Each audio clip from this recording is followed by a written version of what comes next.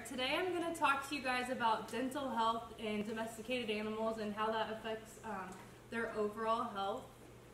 So dental health kind of goes hand in hand with periodontal disease.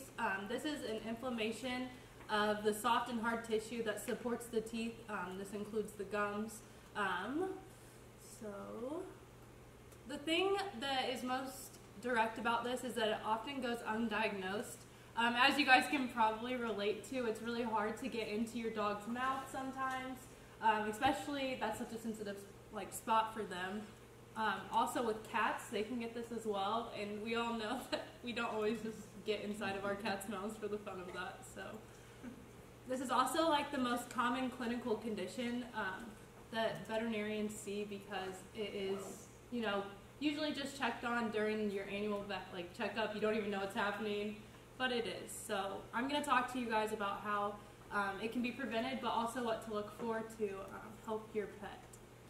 So how it forms, it starts as bacteria in the mouth. It could be from anything in general, but we'll talk about more specifics later on. The minerals in the saliva actually harden this plaque, and it forms tartar on the teeth, which is often what you see kind of in older dogs. It's more, it builds up for a longer amount of time, so you see the yellow or the discoloration of the teeth.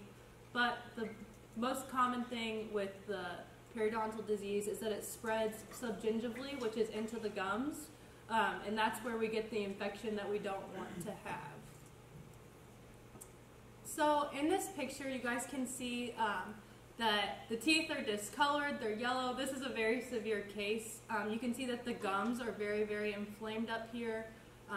There's also black around the teeth, so that's probably an indicator that those teeth may even have to come out. They could be dead. But this is so important because once it gets into the gum line, the subgingivally area there, it can actually spread through the bloodstream and cause a lot of other issues for your dog that we don't usually see. So some of the causes is actually a key player in certain dog foods. That's why a lot of veterinarians recommend a hard diet for a kibble, because it actually, when they crunch, it actually cleans off their teeth when it's hard, that initial first bite. Some veterinarians say that it's because this wet dog food, the gravy, can get stuck into that subgingival line. It gets stuck on the teeth. Dogs don't always get it off. Cats too, when we feed them a wet diet. So those are some of the causes. So the symptoms that you would notice probably as a responsible pet owner would be halitosis, which is another term for bad breath. We all witness that in our dogs, I think. So it doesn't necessarily mean that they have teeth issues. It could just be something going on. But if it's really, really bad, it's probably an indicator that the dog needs to be checked out. If you see the visible signs of tartar, that's obviously a first sign there that we know we have something going on, possibly periodontal disease. Dogs that have gotten to the point where it's so bad they are pretty lethargic because, like I said, it is spreading into their blood. It's making everything else off balance and off kilter. And then sometimes the dogs refuse to eat or drink because it is so painful.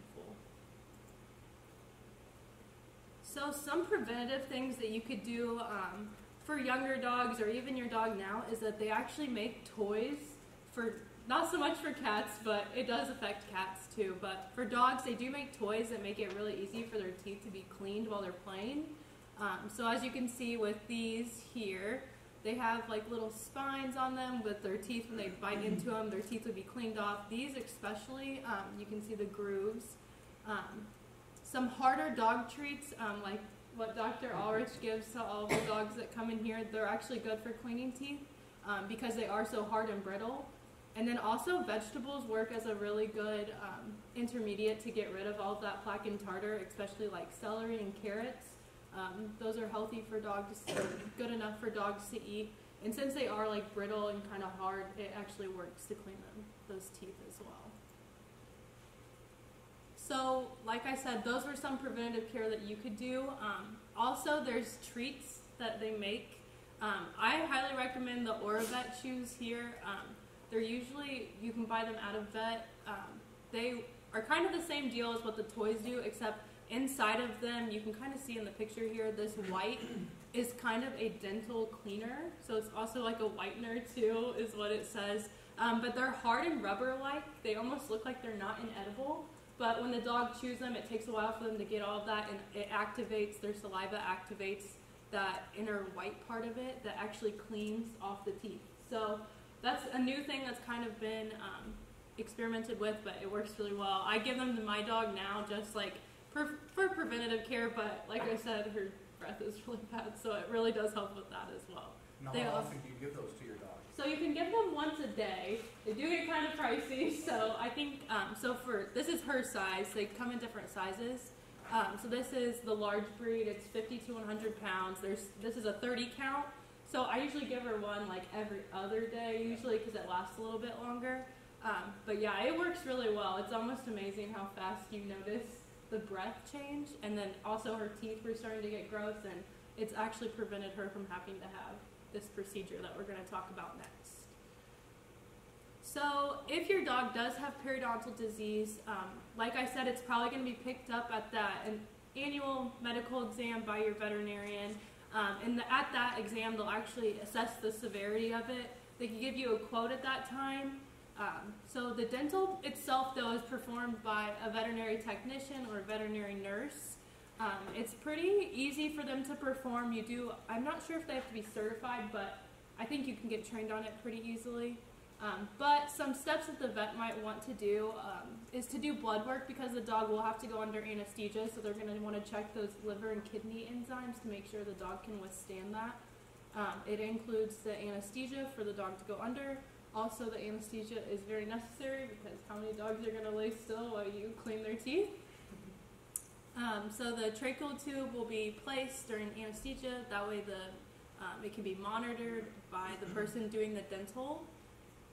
The veterinary technician is going to use the ultrasonic scaler to remove the plaque and tartar and in that subgingival line, and I have a picture of that on the next slide. Also, teeth can be extracted at this time if they are dead and causing infection. They get polished. At my clinic, we do a laser treatment because it also helps with the inflammation, and it also helps with cuts the healing time down a little bit. And then the dog goes into recovery. But usually this whole process can be done in one day. The dog can go in early in the morning, get the blood work that was necessary for them to go under. Once that comes out, the dog can go through the procedure and it can recover and go home in the same day. They might just be like a little lethargic when they go, but it's pretty easy. So here's that ultrasonic scaler that I was talking about. It looks very similar to what our dentist uses. And the tools are very similar as well. This is like the polisher. These are some of the scaling tools that they'll use to get all of that plaque and tartar off. It also like shoots water out in a fine line to get underneath that subgingival line and that kind of thing. So depending on the severity, the cost can change, because if you have a lot of extractions, that's going to take a lot of time for the veterinary technician, and even if the doctor needs to intervene to get those out. The time and then medicines prescribed. If the dog does have a very severe case, the doctor may prescribe like a clindamycin, which is just like an antibiotic to make sure the dog's going to be okay. But they usually go home on pain medication just so they feel good enough to eat, which that could be like a Previcox or anything along that line. And then it's approximately $250 to $600. Like, that's depending on where you're at. So I just based it off of Indiana, since that's where we're at right now. Alright, and then I have a really cool before and after photo here. This is the same dog, but as you can see, this is a very severe case as well. You can see how bad its gums are, its teeth. Like, this tooth here is almost completely covered with plaque and tartar, and the ones down here. But in the picture, you can see it's an amazing difference that they're completely white. Even the gums look very less irritated because they got all of that out. But yeah, it's pretty cool. Was that right after or days after? Right after. You can actually see that the tube is still placed, so the dog is actually still under probably at that point. But yeah, it's pretty amazing how fast of a turnaround. Those gums, the change within minutes, basically. That's why I asked you before. Yeah, that tube, a lot of people call it a tracheal tube. But if you ever have to order it, what's it called in the catalog? tube is probably the more proper term, you know, and there's a little cuff that you inflate with them. And, you know, by the way, I'm an expert at putting those in sheep that are upside down. And what's the instrument you use to place them in the animal? Laryngoscope.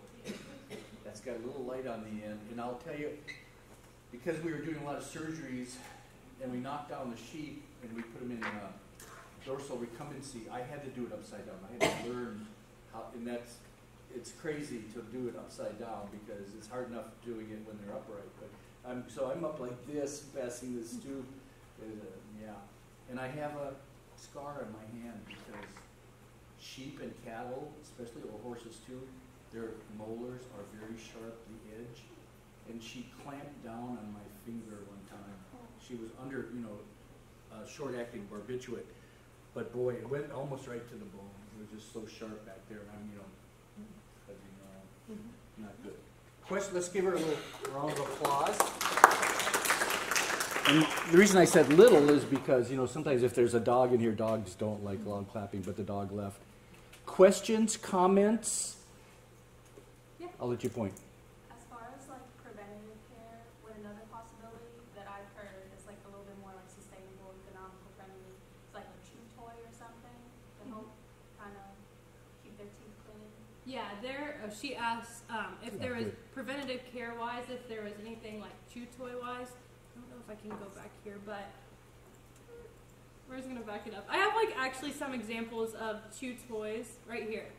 So ones that are like very rigid, kind of that hard, durable rubber. But yeah, those like work to clean the dog's teeth off. Hard. We'll pass one around. Yeah. Good question, yeah. So, because it is a little pricey and the range is quite a big range because if you have to extract a lot of teeth. Sometimes people go in and they don't think there's any extractions. A lot of times there are. I think I remember one time a dog was here last year and, I can't remember how many teeth they had to take out. 20? Something like that? Yeah, I've seen them like, the dog is like pretty gummy. I think it was an older dog. And talk about old dogs. Next week in my other class, an 18-year-old dog is coming. Think of that. It's blind, it's almost deaf, it's got liver failure, it's diabetic. Can you imagine an 18-year-old dog of any sort? Yes. Other questions, comments, or there's another one there? Yeah. Oh, I'm sorry. I just saw like the fruit. Like what fruits? I'm just curious. Yeah. Oh, yeah. So vegetables, the hard like brittle vegetables like carrots are really good for it because when they chomp them, you know, like how they kind of like hair-like structures, you know, like that works to like, clean the dog's teeth because it can like grab onto something. Celery is also a really good one for dogs if their teeth are getting bad, but that's like a really economically friendly one to use. Yeah. Yeah. So I know you said that usually hard food is like a good option for kind of preventing it, but if you were to use a mixed diet of both wet and solid foods, how would that? Is that a bad idea? So repeat it. Yeah, so she asked if the dog is more like on a mixed diet food, so a wet and dry mixture, is there like, if that good or if that's bad? It's not bad. I mean, my dog, personally, she like won't eat, I don't know, dry dog food in the middle of the day, so like we mix a little bit then. But like I said, I just give her those Orvets now, so I can prevent, you know, like any of that gravy or anything getting stuck. But it's just like more commonly seen with dogs that are on a wet food only diet.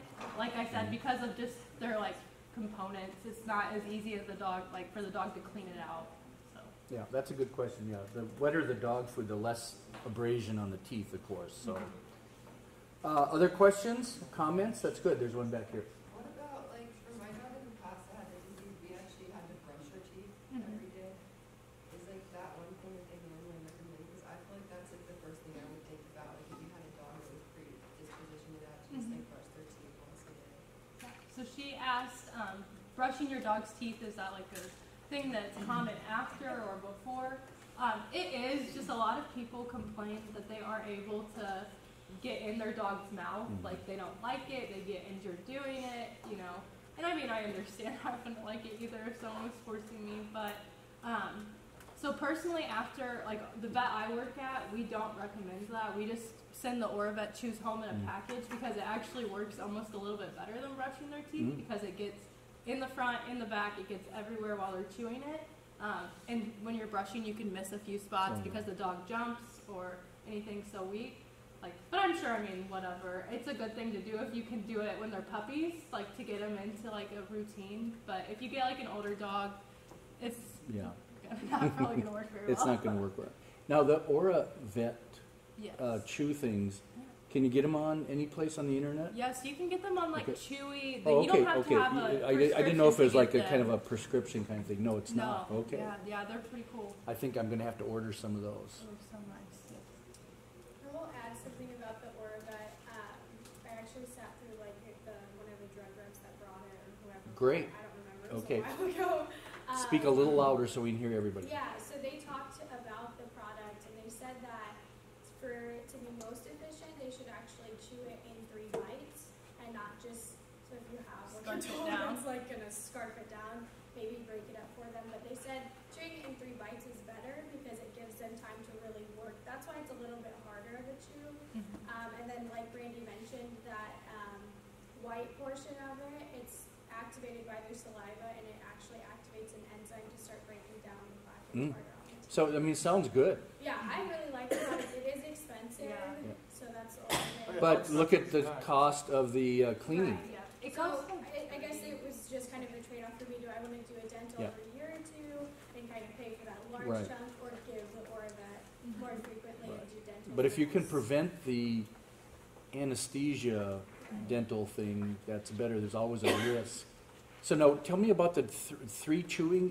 What? So it's just like a chew, kind of like a bar, like you Yeah. saw, and they're just supposed to eat it in 3 bites. Like 3 bites. it Yeah. should be like when they're chewing it, they shouldn't just eat it all at Oh, I once. see what you're saying. And Okay. kind of inhale it. They should break it into 3 pieces. Okay. Was like the recommended thing that they said to us. Yeah. Okay. I think that's why they have like different sizes. Of Yeah. course, so you're not giving like a large breed dog The one that's tiny- made for like a 6-pound dog. Right. Yeah. Right. Okay. Interesting. Go ahead. We used that for a while at our vet clinic as well. The only downside we ever heard is that a lot of dogs would come back with really bad digestive upset or diarrhea. Okay. So- Because then that stuff is going to the intestinal tract. So we always warn owners that they Before, might see yeah. something a little funky for the next couple weeks. And then maybe if they do see something, would they say, well, then increase the space between giving them the dog? Probably. Have people studied like long-term effects of what giving dogs that could do? Like, I don't think, not that I Yeah. know of. Who Yeah, knows? I'm not sure. Who knows how I'm long sure it's the been. company probably has. Probably more for like an overdose purpose, but I'm Mhm. not really sure. Yeah, good question. Any other comments? Great topics. Oh my gosh. Okay,